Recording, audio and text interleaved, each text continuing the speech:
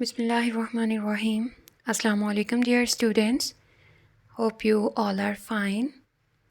It's your chemistry lecture, and as you know, we have started a chapter about atmosphere and environment. So far in this chapter, we have discussed about different types of pollutants and also what is the effect of the pollutants like carbon monoxide, carbon dioxide, sulfur dioxide, oxides of nitrogen, unburnt hydrocarbons, and methane. Clear? Today we'll see that how we can reduce the air pollution. As you know about the air pollutants, and we also have discussed the effects. So today we'll suggest some ways or learn some ways that can be used to reduce air pollution. So air pollution mainly is caused by carbon monoxide, sulfur dioxide, nitrogen oxides, and some hydrocarbons. You know about acid rain, how acid rain can affect the different living organisms and some non-living organisms. We have discussed in details. Acid rain can affect the living organism like plants, aquatic life, and some animals that are living on land. And it also can affect the non-living things like the buildings or the things that are made up of metals, right? So acid rain effects can be minimized or can be reduced by using any base. Because you know that when any acid reacts with a base, the products are salt and water. If you remember the reaction, when an acid reacts with base, what are the products? Salt plus water. So to minimize the effect of acid rain, what we'll do, we usually used powdered limestone to neutralize the effect. Let's say that the pH of the water or the acid rain is 3.5. So 3.5 is an acidic pH. You have to add some base to neutralize the pH, that is 7 or near to 7. So you will add some base. And to reduce the effect of acid rain, what base we will use? It's limestone, that is calcium carbonate. And when calcium carbonate react with an acid, the salt will be produced, and this reaction of acid with base will restore the lakes and the river polluted by the acid rain. This is called liming. You have to learn the definition of liming. What is liming? Liming is the use of limestone. What is the formula of limestone? Calcium carbonate. Use of limestone to neutralize the pH that is polluted by the acid rain, right? And what base do we use during liming? It's calcium carbonate. You know that major contributors to acid rain are the oxides of sulfur and nitrogen. And when these oxides of sulfur and nitrogen react with water, they will produce the respective acids, sulfuric acid or nitric acid.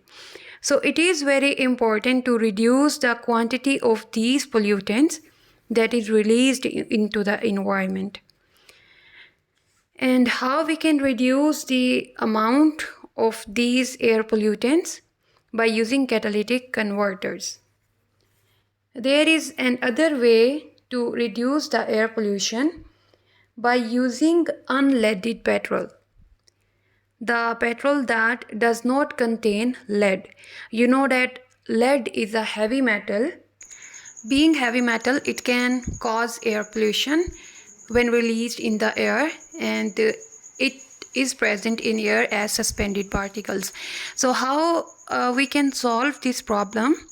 We can replace the lead by hydrocarbons. And because of replacing the lead by hydrocarbons, we can prevent the toxic exhaust gases from being produced in the vehicles. Clear? So the different oxides that contribute to air pollution, they can be changed into less harmful chemicals by using catalytic converters. As the name indicates, catalytic converters are materials that use catalyst to convert the most harmful materials to less harmful materials. Let's say the nitrogen, oxides of nitrogen can be converted into nitrogen and carbon dioxide by the use of catalytic converters. Clear? So catalytic converters help to convert the most harmful chemicals to less harmful chemicals. Exhaust gases such as oxides of nitrogen, carbon monoxide, and unburnt hydrocarbons are major source of air pollution. And to reduce this air pollution, we use the exhaust system fitted with the catalytic converters. And what is the role of catalytic converter? It converts poisonous gases to less poisonous gases. And the catalyst used in catalytic converters are platinum, palladium or rhodium. Platinum, palladium or rhodium. Clear? So hot exhaust gases containing carbon monoxide, oxides of nitrogen or hydrocarbons are passed over these catalysts and they are converted into less poisonous gases. These are the reactions involved in catalytic converters. Carbon monoxide react with oxygen and it will be converted to less poisonous gas, that is carbon dioxide. Oxides of nitrogen react with carbon monoxide and they will be converted to nitrogen and carbon dioxide. And unburned hydrocarbons, they react with oxygen and they will be converted into carbon dioxide and water. If you remember the combustion of fuels, complete combustion and incomplete combustion, we have discussed there that in complete combustion of fuels we get carbon dioxide and water, and in incomplete combustion we get carbon monoxide, water and carbon. So these are the reactions that take place in catalytic converter. How catalytic converter can be used to convert the more poisonous gases to less poisonous gases, and what are the catalysts used in catalytic converters? Platinum, rhodium or palladium. So to understand the catalytic converters better, you can watch a video related to this topic.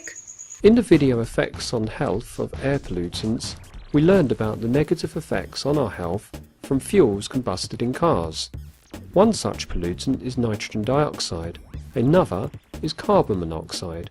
Instead of releasing these products, the catalytic converter will release harmless gases into the atmosphere.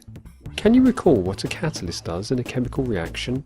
A catalyst is a substance that causes a chemical reaction to proceed more quickly without being used up. In a catalytic converter, there are two types of catalyst at work, a reduction catalyst and an oxidation catalyst. Both types consist of a ceramic structure coated with a metal catalyst, usually platinum, rhodium and/or palladium. These metals are usually formed in a honeycomb arrangement. The honeycomb structure exposes the maximum surface of catalyst to the exhaust stream, while also minimizing the amount of catalyst required, as these metal catalysts are extremely expensive. The reduction catalyst is the first stage of the catalytic converter. When a nitrogen oxide or nitrogen dioxide molecule contacts the catalyst, it causes the nitrogen-oxygen bond to break, so that an O2 molecule, a harmless product, is formed along with a nitrogen molecule. All of this happens on the surface of the catalyst. Could you write an equation for this process? Pause, try it now, and check your equation when you're ready. The two balanced equations are as follows. The oxidation catalyst is the second stage of the catalytic converter. It oxidizes the unburned hydrocarbons and carbon monoxide by burning them over a platinum and palladium catalyst. The equation for this is shown here. Finally, the catalytic converter is able to monitor the level of oxygen in the exhaust stream with an oxygen sensor. This sensor is linked to an automatic control system which adjusts the carburettor in order to change the air to fuel ratio. This allows for more or less air to mix with the car's fuel before it enters the cylinders. This ensures that there is just enough oxygen in the exhaust to allow for the oxidation of unburned hydrocarbons and the carbon monoxide. Okay, it's all for you today's lecture. You have to learn the reactions that are taking place in catalytic converters, and also you have to remember the catalyst that we are using in catalytic converter. Allah Hafiz.